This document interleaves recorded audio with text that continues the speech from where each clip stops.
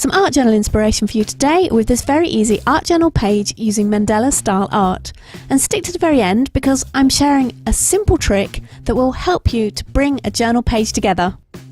You can start on any kind of background you want. I'm using a page from, yes, you guessed it, my junk journal. And I've already got a few layers of acrylic paint down here.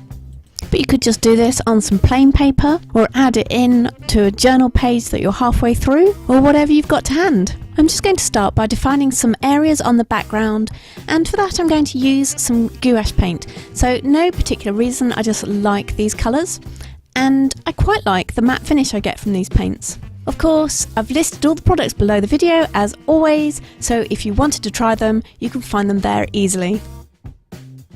Now I'm layering up the circles in this random kind of cascade look and swapping between two colours, this lovely coral red and night blue. You'll also have spotted that I've got a lovely aqua colour in my palette, which I did consider using here, but it was just too close to the background colours. So I'm actually using it on another page that I'm also working on at the same time as working on this page. And you'll probably see that page in another video. I still have to finish it. And I've mentioned before how I often work on several pages at the same time, particularly if I'm working in my junk journal. It's just a great way of working on lots of ideas, plus it stops you from overthinking things, which I do a lot. And you can swap between the pages whilst you're waiting for something to dry. What's your favourite way of working in your junk journal or your art journal or even your sketchbook? Do you do a lot of pages all at the same time, working on them together, or do you just concentrate on one page at one time? Let me know in the comments below. Do share your tips and tricks because I think as a community we can learn so much from each other, and I would love to hear what you do.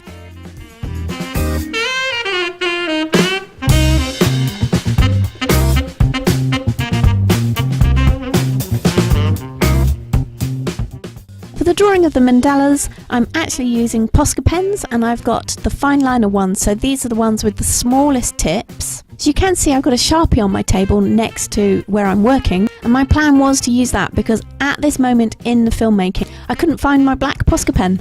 It was nowhere to be found. But then when I came to try the Sharpie pen, it wasn't working. Sigh. So then I spent about a quarter of an hour trying to find my black Posca pen. Yep, I know you feel that. Why can we never find things? I will literally put something down and the next minute not be able to find it. So even though you see a Sharpie here, I'm not actually using a Sharpie at all in this whole project. So whilst we're on the subject of pens to use in your art journal, I've recently swapped from the Sharpie onto the Posca, and for a couple of reasons. The main reason being that the Sharpie pen that I've been using is really hard to find in the UK. This water-based paint pen, sometimes you can find it, sometimes you can't. Most times you can't. And the last one I bought, I actually got it from America. But the Poscas are really easy to find in the UK. Also, I really like the fine tip you get on these Posca pens. If I could, I would probably just get both because both of them have pluses and minuses. So, question number 2 for you, what paint pens do you use in your art journals? Again, I'd love to hear, so do share in the comments below.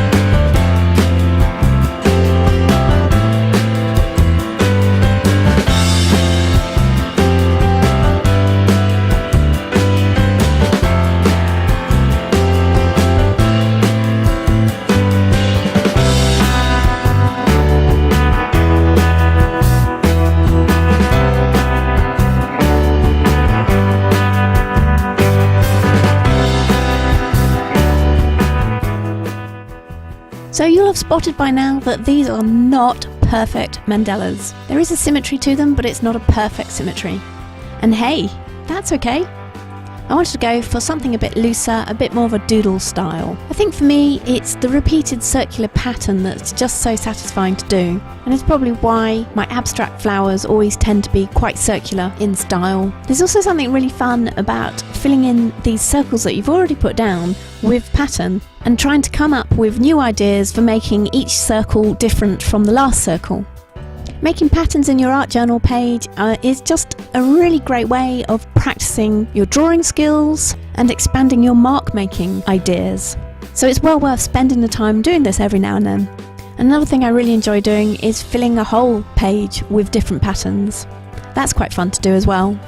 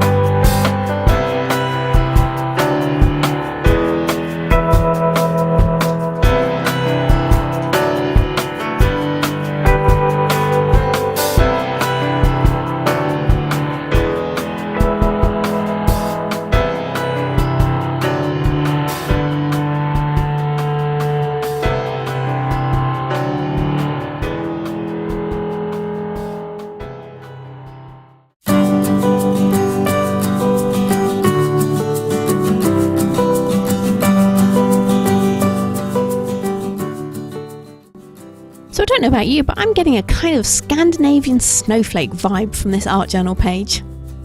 As promised, here is my simple trick to bring an art journal page like this together, and that is to use pattern or marks that mirror the main elements to add cohesion to the final piece. So adding in the black dots that look as if they're kind of running behind the mandala circles just finish off the page nicely and bring the whole thing together. Something as simple as that can change a page from random circles floating on a mismatched coloured background to a fully cohesive art journal page design. Just another quick trick to add into your designing and art toolkit. If you have enjoyed my video and found it helpful, then please do like it and share it with friends. And if you'd like to see some more, then subscribe to my channel and hit that notification button so you don't miss my next episode. I've got something really super arty fun planned for the coming months and I would hate for you to miss it. I'll catch you next week for some more art tips and tricks, but in the meantime, watch some more of my videos and have a great creative week!